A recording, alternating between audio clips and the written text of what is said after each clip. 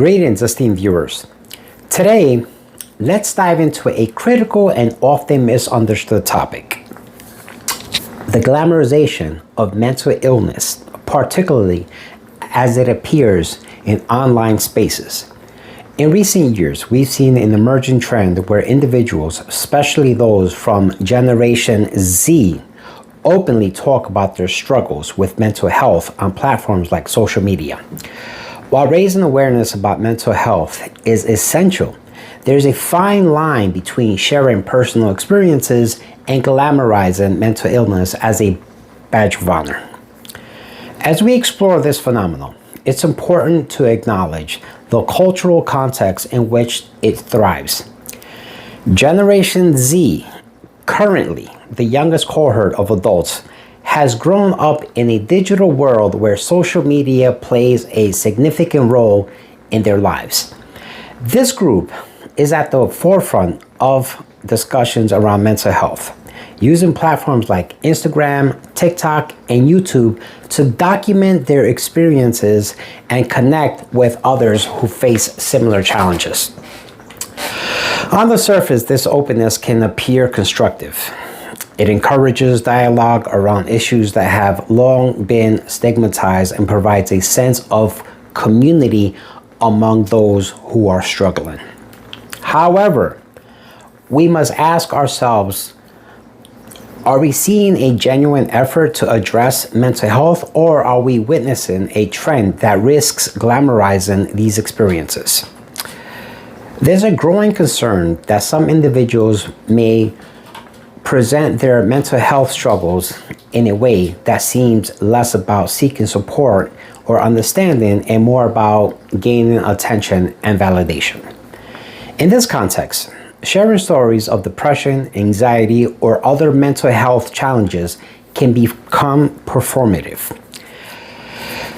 For example, let's consider the implication of this trend. Many of the prominent voices in this online discourse are white, middle-class women. While their experiences are valid, we need to remember that the narrative surrounding mental health should be inclusive of diverse perspectives. Privileged voices can sometimes dominate the conversation, overshadowing those whose struggles may not fit the stereotypes of who lack the platform to share their stories. This creates a skewed representation of mental health issues, potentially aligning those who do not resonate with the seemingly normative experiences of those in the spotlight. The way mental illness is presented online can also lead to harmful misconceptions. When young people portray depression or anxiety as trendy, it risks trivializing the very real pain and challenges that come with this condition. Instead of seeing mental illness as something to be taken seriously, there's a danger that audiences might perceive it as a phase or as something like fashionable topic, let's say. This can diminish the gravity of mental health issues.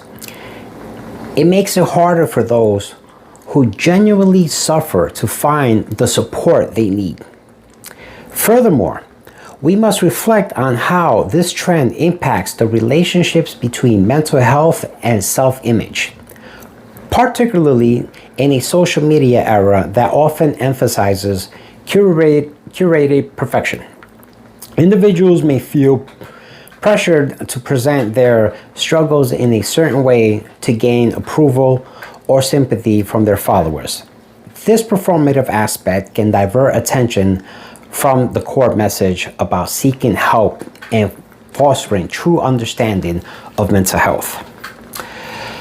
When we focus shifts to likes, shares, and views, the original purpose of sharing one's experience can become clouded. It's also essential to recognize the role of mental health professionals and advocates in this conversation. They often emphasize the importance of pursuing treatment and finding coping mechanisms rather than solely discussing struggles online. The narrative should be about recovery and managing mental health, not just about suffering. Therapists and counselors and mental health organizations work tirelessly to spread the vital message, and it's crucial for online discussions to align with these principles.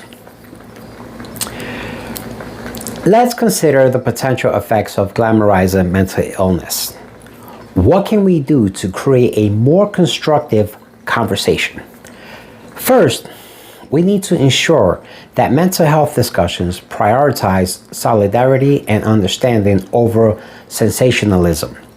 Social media users should be encouraged to share their experiences in a way that is genuine and rooted in a desire for connection rather than seeking fame or validation. Additionally, it's vital to amplify voices from diverse backgrounds, allowing for a broader representation of mental health experiences. By showcasing a variety of narratives, we can foster a more inclusive dialogue that recognizes the complexities of mental health across different demographics, not just among a narrow group of privileged individuals. This may open the door for understanding and empathy for those who feel overlooked. Lastly, let's continue to advocate for mental health education in schools and communities. If younger generations understand the complexities of mental health, including the distinction between genuine struggles and performative sharing, we can foster a culture of empathy, awareness, and resilience. In conclusion, while the rise of online discussions about mental illness represents a significant step forward in reducing stigma, it also brings about new challenges, particularly the potential glamorization of these issues. As we navigate this new landscape, it's our responsibility to ensure that the narrative surrounding mental health remains serious, inclusive, directed toward fostering understanding and support. By doing so, we can create a healthier dialogue that truly prioritizes the well-being of individuals struggling with mental illness.